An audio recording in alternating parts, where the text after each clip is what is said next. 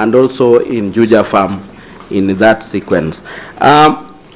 Finally, if you allow me, I would also be able to take you through the key challenges, the best practices, if you allow me, so that we can be, I'll take the best part of practices, and then I'll allow my CCM to continue with the lessons and the key challenges that we experienced during the implementation of this project.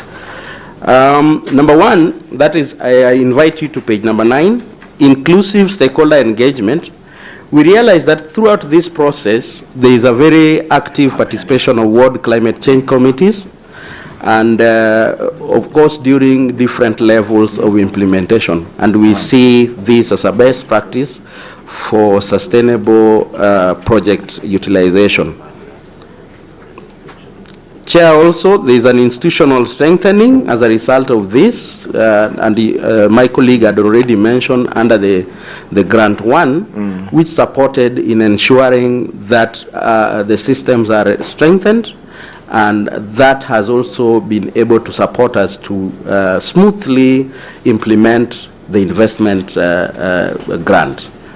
And we think that if this is carried forward as a best practice, we'll be able to onboard quite a number of projects moving forward. In terms of the transparency in management of our finances, this has been very key, and His Excellency had alluded to this, that use of special purpose account at the central bank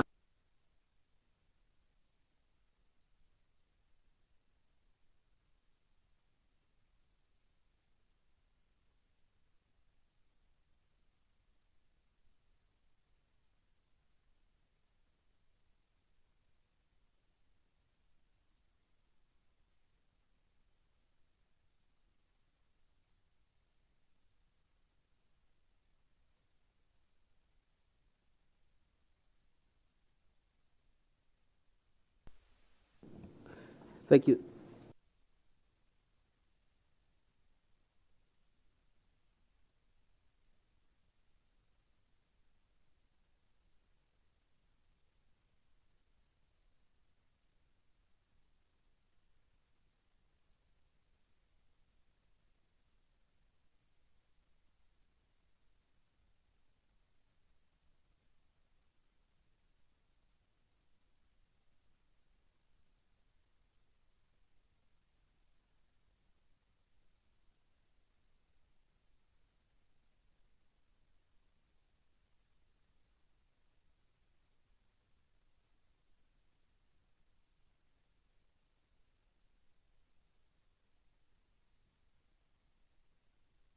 Project. And briefly, I'll take you through the successfully implemented projects before we pick the lessons, and they are highlighted under page number 8.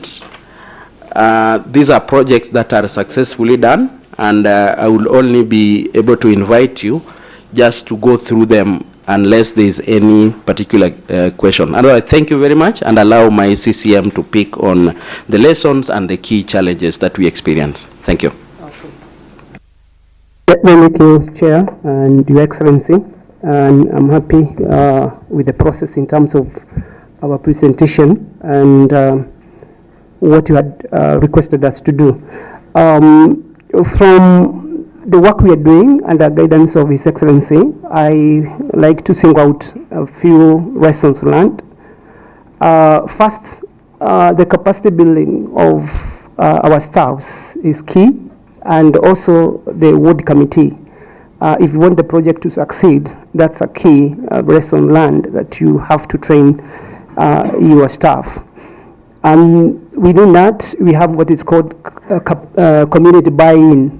If your projects are not well aligned with the community requirements, you will have a lot of problem. But in this process, because of all these projects were identified by the community themselves and their leaders, and therefore there was a huge success because of that alignment.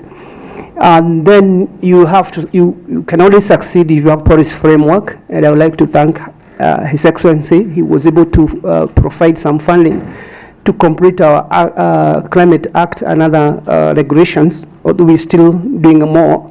And therefore, policy framework is key for the success of this project.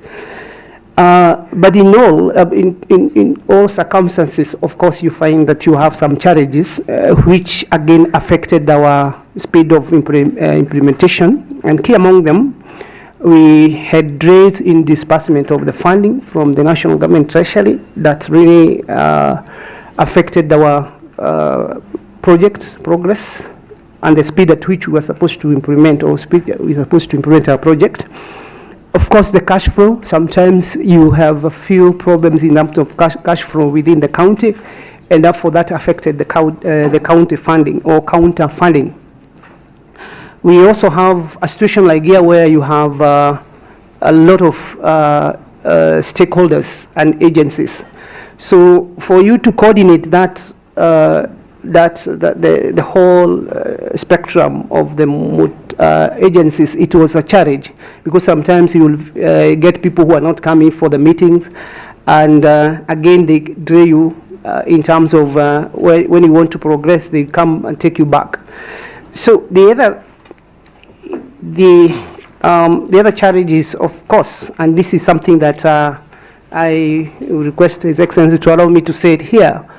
There's a lot of strictness in this condition. There's a lot of conditionality. Some of this, project, you're given a lot of conditions, and sometimes they are not relaxed, and they really affect your program.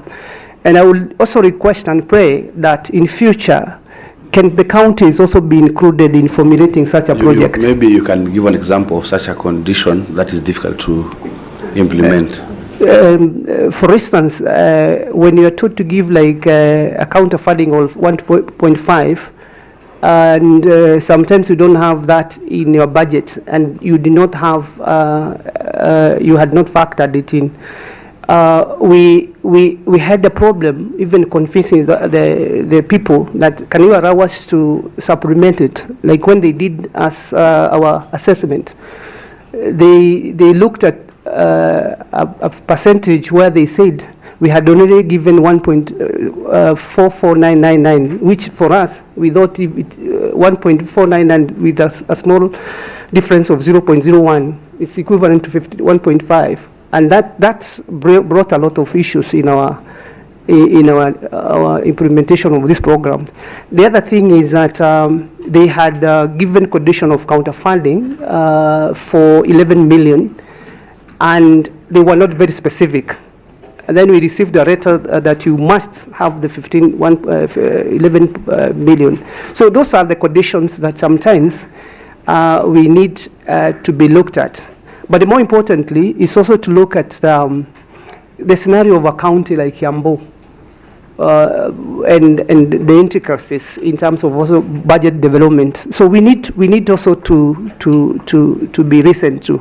And more importantly also is for this project, I would have been happier if in future. What is unique in Kiambu in terms of budget development?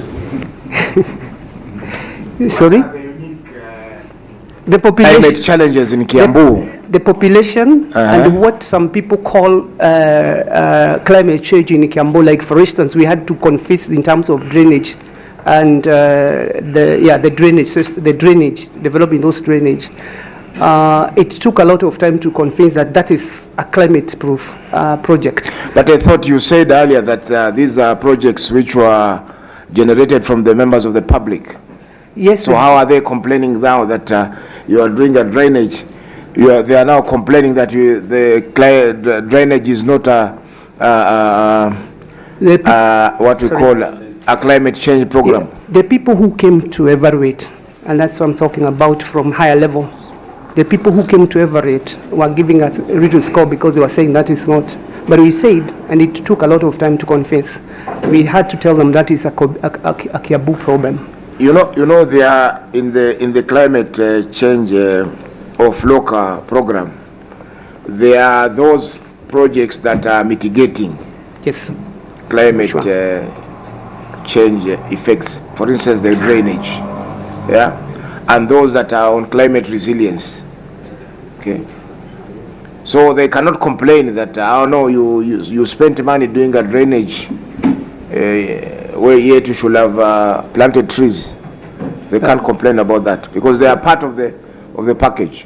Yeah, that was a problem, and maybe His Excellency will be commenting. Another thing is also we wanted also to use, and I thank His Excellency, because you're also building our agencies in terms of also doing some of these works like water works and all that, and we needed also to use their expert. Apart from this FLOCA, your contribution in FLOCA, does your Kiambu budget have an aspect of climate change?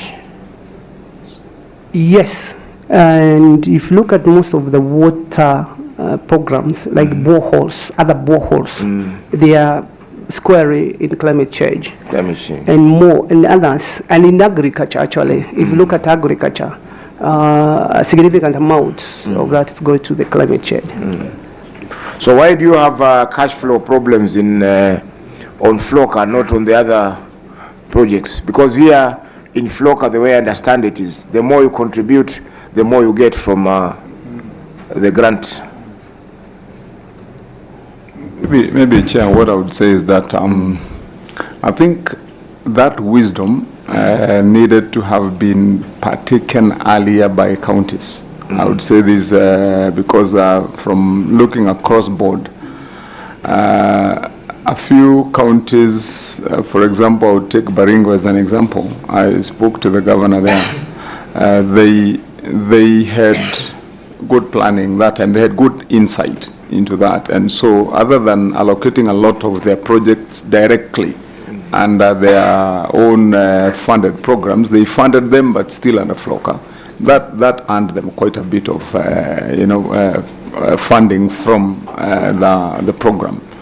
Otherwise, if one looks at, like, for example, our contribution to FLOCA related programs within the county, we probably are threefold higher than what the actual allocation or the works done under FLOCA are. I think in the county now we've done how many boreholes? We have done over 100 boreholes, and we have solarized very many. In hindsight, I think we should have put most of those under FLOCA, and then probably given us a lot much more funding. But it's a lesson learned. So what is your contribution in this, for instance, in the climate resilient projects? How much did your county contribute? Because I cannot see it separately stated in the yeah, and that can be given per financial year. Yes. The county contribution and what you got from the exchequer. Maybe let me allow the CC to comment on that, but I can put in my voice after that. Waziri?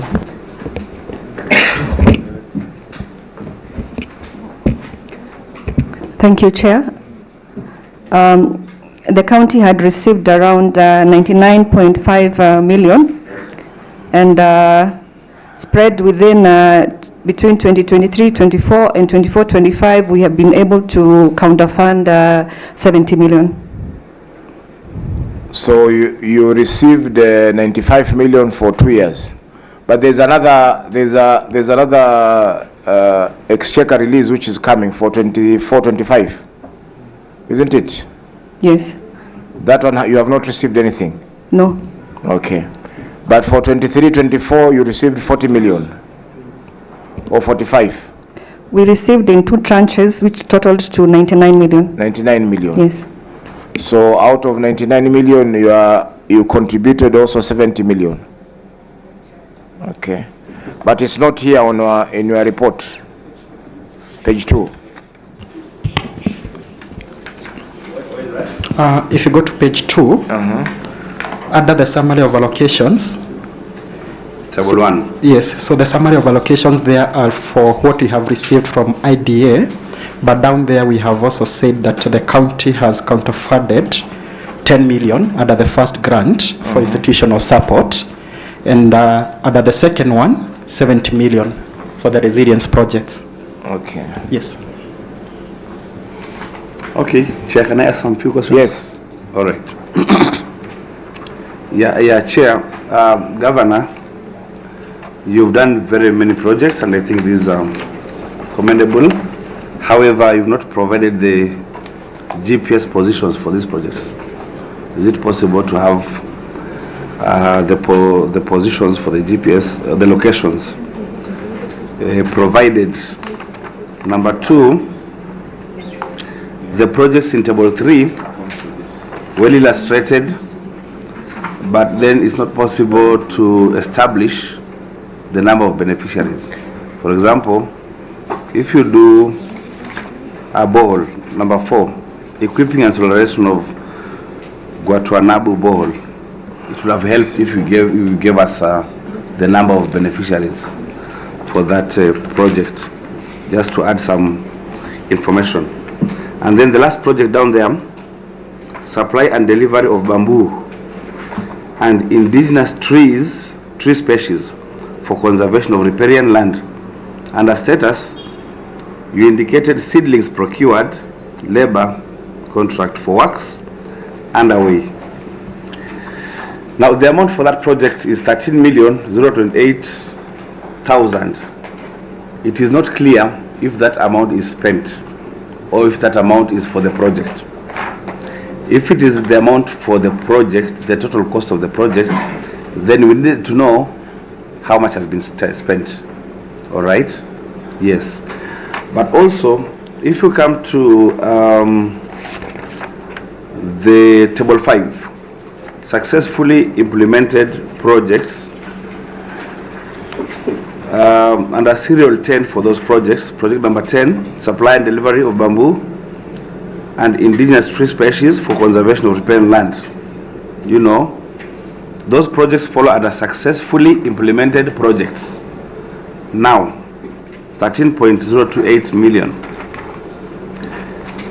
Is that project complete, successfully implemented, or is it as indicated on page 5 as some work still underway?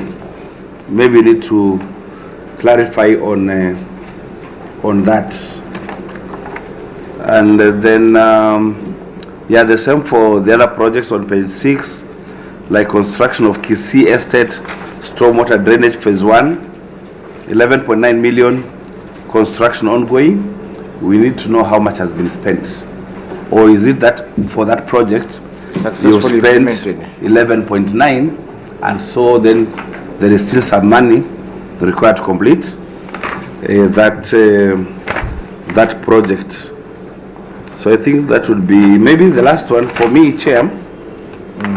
If you look at the pictorials, there's a project named in figure 2, a beneficiary next to his farm pond in Chania Ward. A gentleman standing there next to an aquaponic unit. All these projects are done for individuals or for groups, because the way that wording is done is like this man here, give him a name Maura, that could be his pond. Yes. Governor, take the questions, and then we will respond. Thank you, Chair. Chair, mine will be, because I didn't have the benefit of going through the projects with when the CC was taking us through. Mine will be very general, Chair. I had to rush out. My governor was appearing before CPIC. Mine will be very general, Chair and Governor. Kiambu is generally an urban county. Exactly which are the programs or projects that you are implementing, climate change programs in urban areas, because you have so many, Githurai, Roiro, Kikuyu, Gashie, Kiambu, which are urban area specific climate resilience projects are you carrying out? And to Chair, most of the counties will appear before us and tell us that one of the challenges that they have is vandalism. It has not been listed as one of the challenges with the FLOCA projects in Kiambu. Exactly what then are you doing so that to prevent vandalism, so that maybe when other counties appear here, then we can refer them to you for benchmarking. So mine, Chair, will be just those two. And following on Senator Maruma's question on the gentleman standing beside his pond, if these projects, some of them were done for individuals, what mechanism did you use to identify the beneficiaries? Chair, I think those are the only questions that I have. Thank you. Thank you. Thank you. Mr. Haji. Chair, following on Senator Moruma's question, there are several boreholes which have been done, and I think I saw something like a Juja farm, on Juja farm. So on the same light, are the boreholes being done on private land or public land? Was it driven by the request by the community? Secondly, Chair, we've been provided with two documents for the same financial year, with the only difference with the pictures on one document to the other. But when we go down to the breakdown of county climate institutional support utilization, there seems to, most of the entries seem to be correlating, except for one glaring line item, which is on the old document and doesn't appear on the new document, although it looks like the new document had additional other items.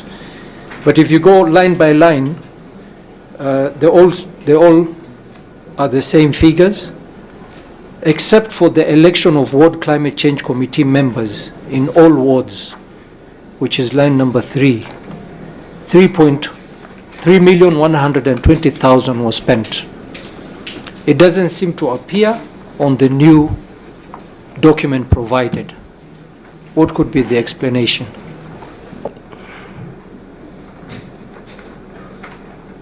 Yes, I think you can respond to that first, and then we allow Senator Mariam. Okay, Chair. Let me allow the team to respond. I think Zacchaeus, you can take on a few, the ones you take on, and then Waziri. Thank you, Chair. I'll be able to pick a few questions, and some of them are lessons that we'll take back, and you'll allow us probably to update, especially on updating on the GPS locations. Initially we felt by indicating the ward would be able to be sufficient. So if you allow me, Chair, we would be able to provide the updated annexes with exact GPS location for every project. That will also include the updating of the number of beneficiaries, if you allow us.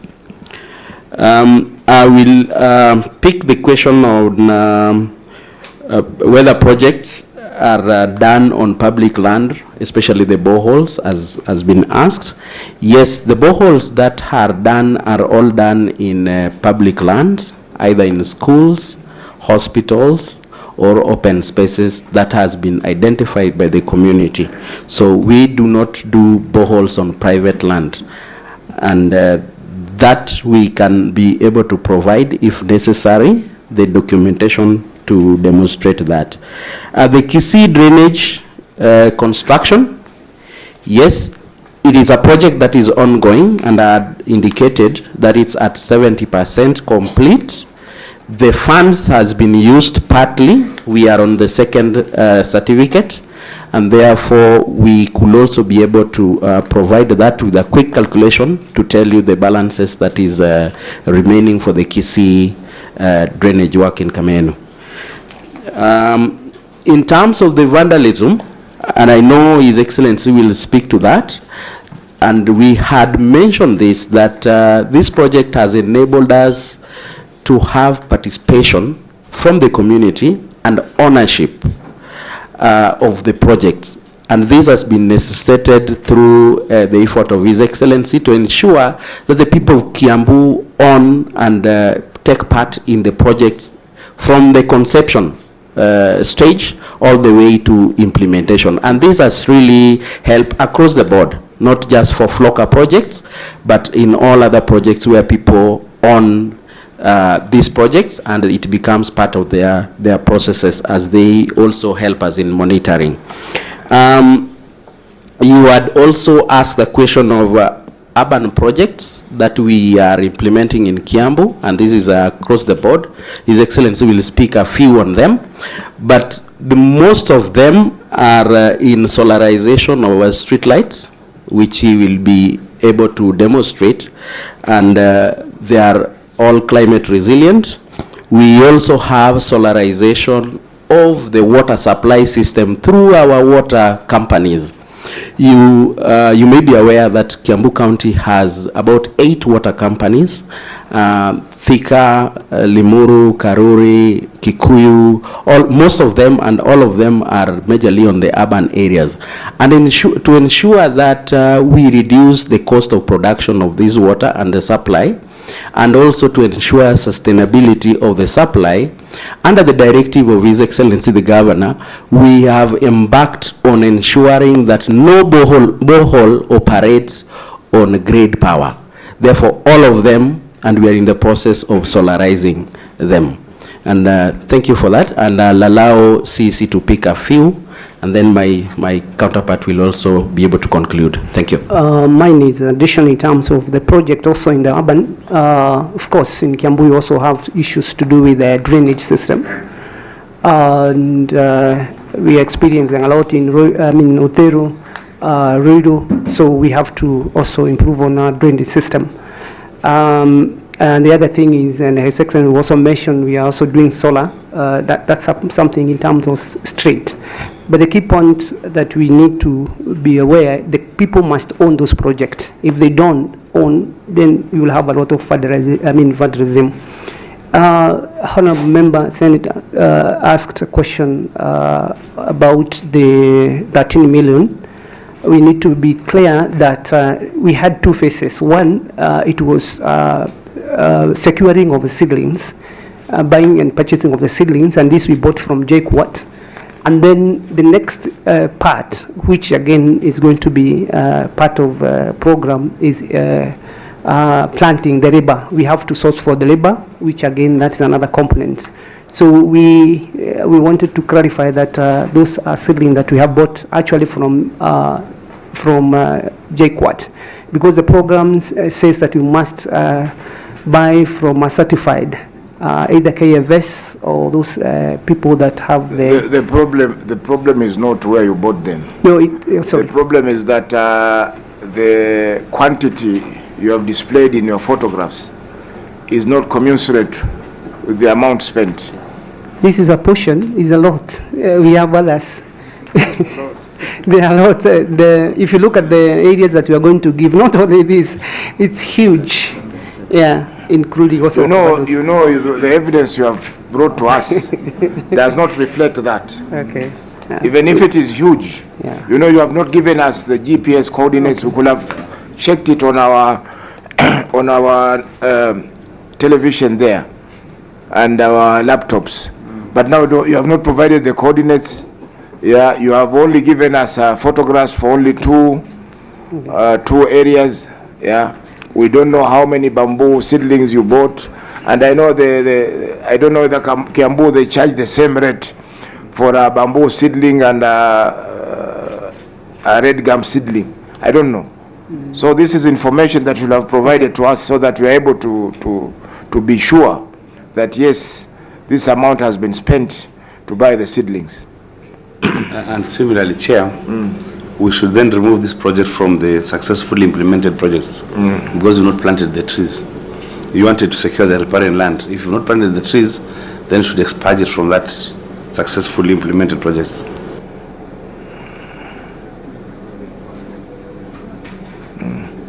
Yes, the question Senator Haji asked on the how much? 3 million for elections, yes. Thank you, Chair. Yeah. On the updated document, that activity is on number 13. payment for hiring of venues, reimbursement for transport, meals and barbarization during nomination of 60 ward planning and development committees in the county. That activity was preceded by that activity number 12, where we put a national advertisement, and people are really sensitized to come out and be part of these ward committees. So the question was, the activity is not visible in the updated document. It is number 13. Chair. Chair. Yes, Senator Haji. The figure has changed from 3.120 to 3 million. And I think the advertisement that you've mentioned is also in the old. What number was that? You said number 12. Yes. 507. You have number 5 on the old one. Nation media advertisement for ward committee nominations. The figure is the same. So when we were reviewing the document we had submitted earlier, we realized that we had put together some payments, and therefore the 3,120,000 could constitute of the activity number 13 in the new document, and probably another activity, and then now we started separating. That's why you realize actually in the new document we have about 27 activities under the first grant, and the old one we have 17. So this was just improving the presentation and ensuring that we are able to elaborate on every activity without clumping together. Do you have a problem in record keeping? Not really, sir. Then how do you give us in one document you have only 17 projects, and then in another one you have 27 projects? How can that happen? And I know the governor is very meticulous. When he was here, was the chair of the Public Accounts Committee. Unless maybe something has gone wrong. I know Governor Wamatangi was very meticulous. Chair, as I explained earlier, as we started, there was an earlier document that was tabled here. And that is what now is the first document. Yes. Since then, we have had ongoing works, including some of these tree planting and others, and indeed even now some of the projects are ongoing. So that is why it was important for us to then submit an updated version.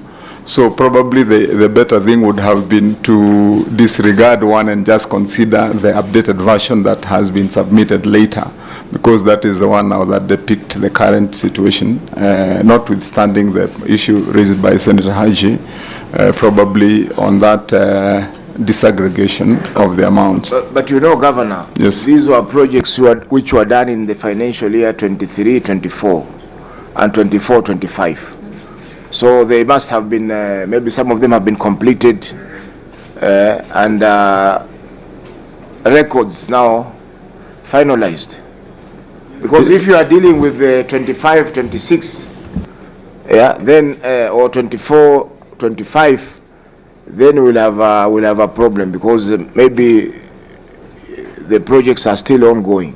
But these are projects which were done, I think, in, for instance, the election of the ward committees. That was the first grant, isn't it? 23-24. So those were all complete. 23, 22, 23, 23, 24. See? Yes, Judge. There's on that tabulation at the end of the activity, we have listed the completed ones and the ones that are not completed. Yes. So such activities are definitely complete. A project like the one for rehabilitation of riparian areas and tree planting, that is on continuous onwards, because we have areas where they rehabilitate the riparian, plant, and then plant again, plant more, to fill in. So some of those projects are long term, they're multi-year. But the ones that are completed have been listed as completed. But we don't have photos for the riparian grounds which have been completed? Yes, We have only the names. We also have the names, Chair, on the list. The areas where these activities is undertaken within the wards. So I think maybe that would have also answered part of the question that Senator Nyoto had asked on what activities are we having within the urban areas. Some of our riparian areas span through, Chair, even some of those urban areas. And allow me to say at that point, Chair, that urban does not mean necessarily either highly developed or maybe upscale for that matter. We have urban areas in some of our very urban wards that are what you would describe at slum level. Yeah, we in places like Roiro, we have areas like a place called Kio. And just to buttress that, Chair, because I would want to be putting on record what Senator Nyoto had asked. When there were the heavy rains of the year 2023, Chair, in the country, we had to hire boats to go and rescue people from some of the slum areas in Roiro, a place like Kio Ward and Mweki Ward. We hired boats from Nairobi to go and rescue people from their own houses. But then after that, we undertook these programs to drain most of those areas. And as late as these last heavy rains, there has not been a single case of any of the people that had the same problems that were there before then. Chair, let me also state that, again to that question, Kiambu is one of the counties that has undertaken the highest number and extent of solarization, and especially solar street lighting. Chair, when I became governor, the annual power bill for Kiambu County was 700 million per year to Kenya Power. As we speak, we are below 200 and around 80 million from 700 million. What we have done, Chair, is massive solarization. And as of now, we have invested close to probably 1.5 billion in ensuring that we have solarized all power to ensure proper and climate resilient lighting. Lastly is on the program to ensure that all power, all water is solarized. And this again we are doing with our water companies and other programs. So even within some of the would be considered urban areas, we have a lot of boreholes in most of them, and we are ensuring that all of them are solarized. One of the stories that we have to deal with, and I'm sure even senators find the same when you go to your rural areas, is that you find we invest a lot to give people water. After a year or two, when you go back there, the same people who are trying to rescue cannot consume that water. Reason, they were connected to power, and the bills have run into millions of shillings for people in the first place who could not afford the water. And so people see the borehole there. Some of them we rescue that boreholes have been there for many years, and they can't consume the water. So once we solarize, people are able to consume the water and get the service that was intended without having to go through the challenges that they were going through before. So in that sense, we have tackled what we would call the urbanized sector of our communities, Chair, to deal with this. And that's why I had said, I think, in conclusion, if some of this we had looked at in hindsight, these amounts of money, huge amounts of money we have spent directly from our budget, we should have linked them to FLOCA earlier, and probably we would have benefited twice as much. We are wiser now, and certainly moving forward, we are going to have to do what we are supposed to have done in the first place to get more money by declaring most of those programs under FLOCA. So, Chair, probably just as far as the questions are concerned, maybe, Chair, we would stand guided on the next move. Thank you, Senator. Maybe we allow Senator Mariam. Thank you, Chair. I totally agree with the Governor on the solarization of the borehole. That is totally in arid and semi-arid land where we are. Because of KPLC issues, people are not getting water, but the idea of now solarization is a solution to the water connection to the households. My question is, first, is this 132 inclusive 70 million? The amount which you have received from FLOCA, the figure of 32, is it inclusive of 70 million you have contributed? No. To the chair? Yes. The 132 is what we received. The 70 is a county contribution. Okay. Then the amount of the cost, the amount of NAFLOCA plus the 70 is 202. Agree? The cost you have incurred is the 22 on the institutions, county institutional support plus the expenditure of 172. That is 194. There is a difference of 8 million. No, it's 80,000, which they have. They are saying this their counterpart funding, 70 plus 10 million, and then. The counterpart is 80. 80, yes. Is that so? Yes. Yeah. Not 70. 70 under the second grant, 10 under the first grant for institutional support. Yes. Then it is offsetted because if I have not included that 10, there is 8 million difference. The other one is on the seedling. I'm so concerned on these assorted fruits trees. If at all you have distributed and the farmers, they have planted. If they have planted, when you are bringing pictures, you're supposed to show also the farmers which are there so that we can put it as successful and implemented projects. Because what we have realized in this FLOCA issue, this issue of the seedlings is where the corruption happens. So let's be concerned on this one. And it is, in fact, when you see, it is the highest expense. If you see the cost side, the other one is 30 million, this one is 7 million. So let's be concerned on this issue of seedling. Thank you. Chair, the last one for me is there are projects here which are still undergoing the process of procurement.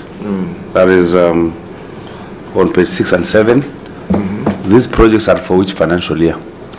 And what are the challenges? Like the last projects, the construction of farm ponds in Goliba and Deia and Karai wards, 14.9 million. Do you have the exchequer release? Is it the lack of counterpart funding? When are the people of Goliba and Deia and Karan likely to start using the farm ponds? And then, Governor, before you answer that, how many wards do you have in Kiambu? Wards? 60. Yes, but then I'm counting here, they are not 60. The ones that have been have benefited from the projects, they are not 60. Well, most of those are the ongoing, Chair, and the ones that we have lifted there, and others where this has been applied. So, but you gentlemen can answer to that question properly. We have a work plan for the current financial year that is ongoing. We still have some funds in the second grant for ongoing projects, as well as the current work plan, because we still have another 6 months for the current FLOCA program. So these are ongoing projects. Chair. Okay. So give us. You know, we are also concerned about equity. So that you don't spend all the money in Kiganjo ward. simply because the governor comes from there. Yeah, yeah, because I can see construction of 8 sustainable land management SLM, Kiganjo, Chania, supply of assorted fruit trees, Kiganjo, Chania again, Ngoliba.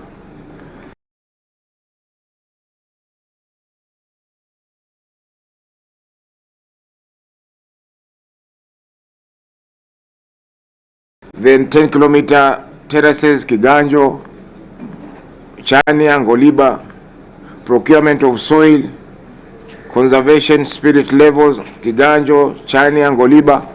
See? Chair, if you allow me, okay, one, I don't come from Kiganjo, but those words that you see listed there, Karai, Goliba, Ndeia, those are the counties, those are the wards that fall within Kiambu County that would be listed as semi-arid.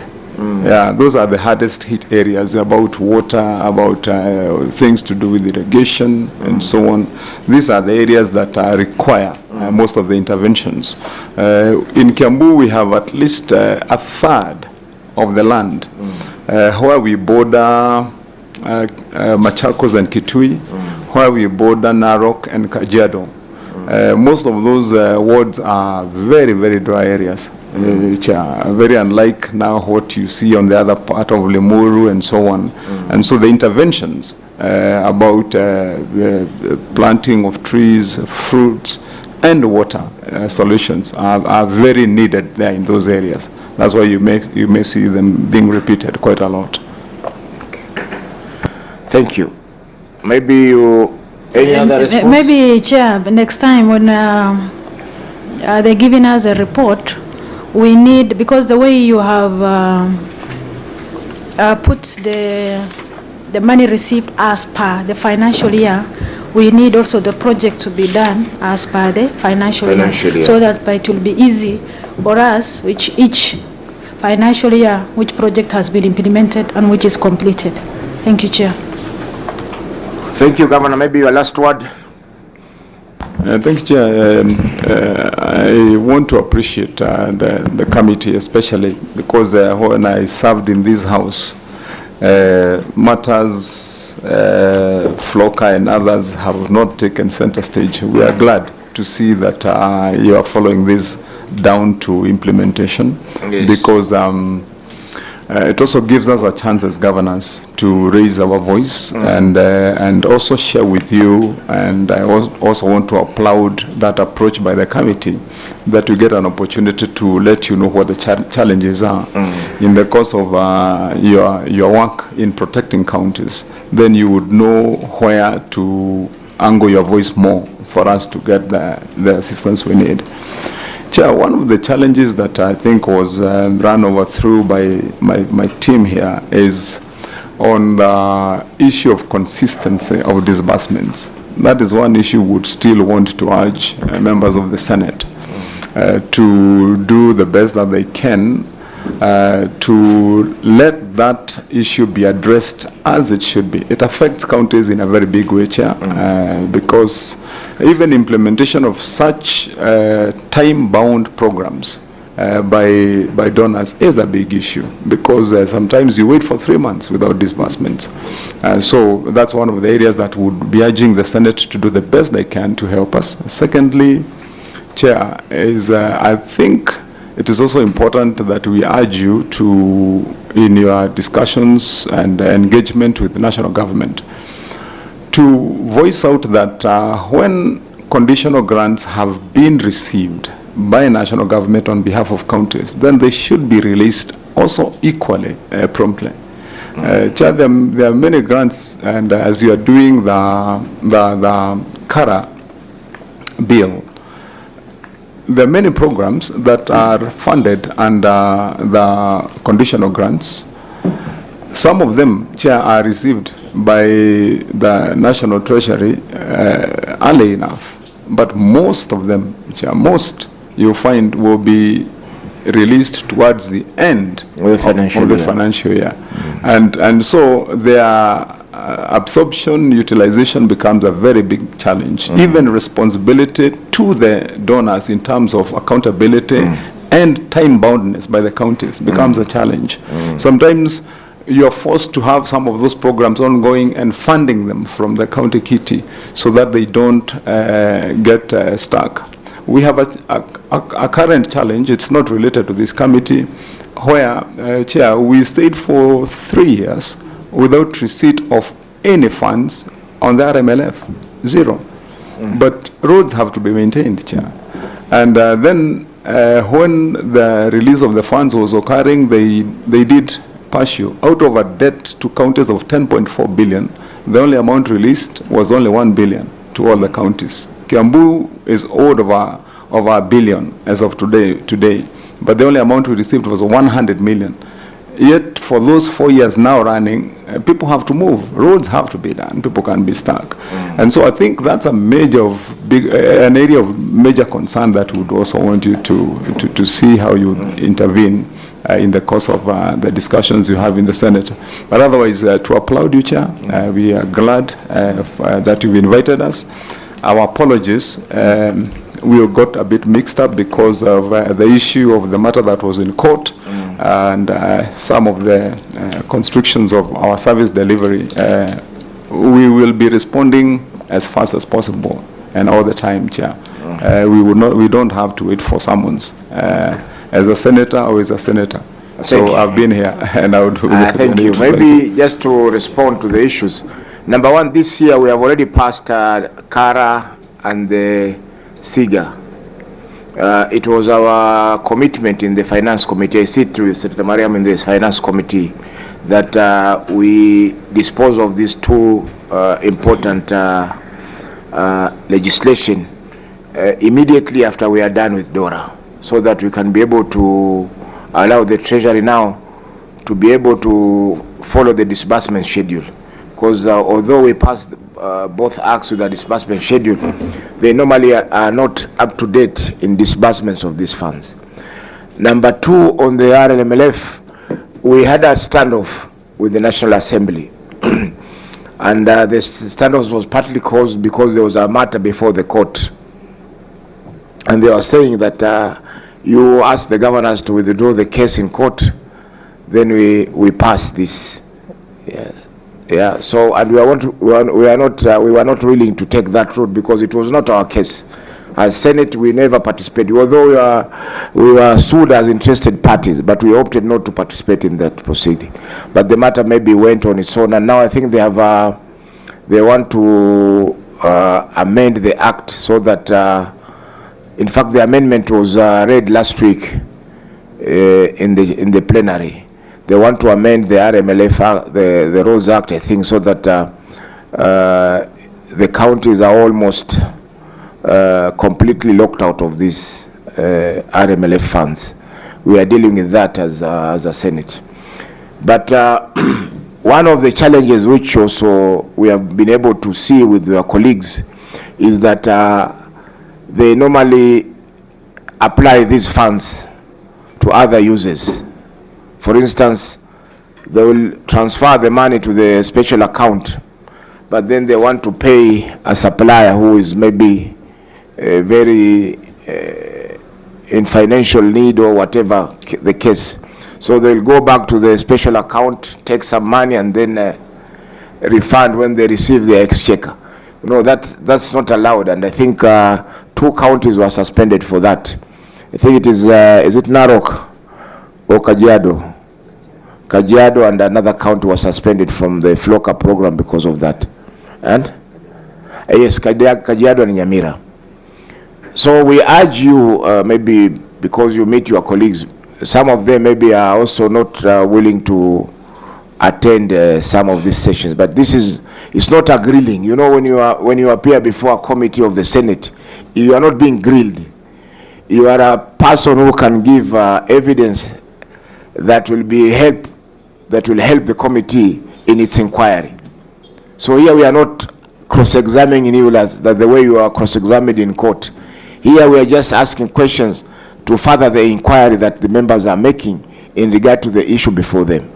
So tell your colleagues that we are not here to cross-examine anybody. We are here just to ask questions on your own documents, because you are the person who have given us this document. So we scrutinize the document and ask questions that any reasonable person will be asking, so that he can have a clear mind on what the issues are. So thank you very much, Governor, and we look forward to visiting Kiambu, because it's close by. We want to visit Kiambu to see the completed projects and the riparian reserves that have been restored, and also taste some of the fruits that you have bought with your seedlings. Thank you.